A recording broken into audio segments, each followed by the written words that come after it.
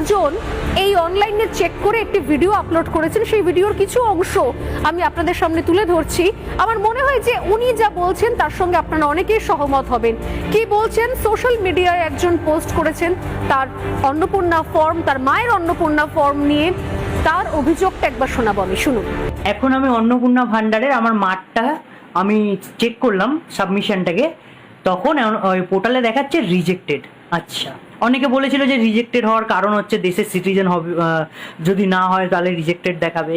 তারপরে বলেছিল DBT link যদি না থাকে ঠিকঠাক তাহলে রিজেক্টেড দেখাবে, এবং যদি 3টে পাকা ঘর হ্যান ত্যান অমুক তমুক, ওই সমস্ত ভুল কথা। 3টে পাকা ঘরে যারা ইয়েস করেছে বা নো করেছে ওইসব কোনো ওরা ম্যাটার করেনি। যে এই যে রিজেক্টেড দেখাচ্ছে, অনেকে বলছে রিজেক্টেড দেখাচ্ছে আবার সাবমিশন দেখাচ্ছে। মেন কথা আমাদের অ্যাপ্লিকেশন এটা রিজেক্টেডই মেরেছে, ওটা পোর্টালটা গ্লিচ আছে বলে এখন দেখাচ্ছে না। অ্যাপ্লিকেশন আমাদের রিজেক্টেডই মেরেছে, ওরা পুরো গড়পাত্তায় রিজেক্ট মেরেছে। এটা কি সরকারের দোষ?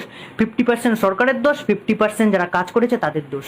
কারণ যারা লিগাল সিটিজেন তারা পায়নি, কিন্তু যারা ইললিগাল ট্রাইব্যুনালে বসে রয়েছে, এখনও ট্রাইব্যুনালে অ্যাপ্লাই করা, তারা পর্যন্ত এই অন্নপূর্ণা ভান্ডারের টাকাটাকে নিয়েছে। প্রথমত সরকারের উচিত ছিল এই প্রত্যেক কটা যারা এগুলো ভেরিফিকেশন করছে এক একটা করে সরকারের অবজারভার বসানোর দরকার ছিল। একজন সহনাগরিক রাহুল পাল, তার মনে হচ্ছে যে না, আমাদের সবাইকে ধরে সমস্ত ফর্মগুলোকে রিজেক্টেড করা হয়েছে, রিজেক্টেড মেরেছে। এটা উনি ওনার ভাষায় বলছেন, ওনার মনে হয়েছে যে সমস্ত ফর্ম একসঙ্গে রিজেক্ট মারা হয়েছে।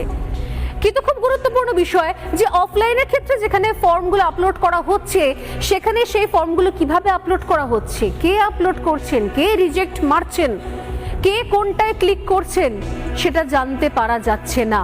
আমি আবারও বলি, সরকার বদলেছে, রং বদলেছে, পতাকা বদলেছে, নেতা বদলে গেছেন, বিধায়ক বদলে গেছেন, কিন্তু সরকারি দপ্তরে চাকরি করা সেই সমস্ত কিছু তৃণমূলী দালাল কোট আনকোট, তারা এখনো পর্যন্ত রয়ে গেছে বিভিন্ন অফিসে, তারা কাজ করছে।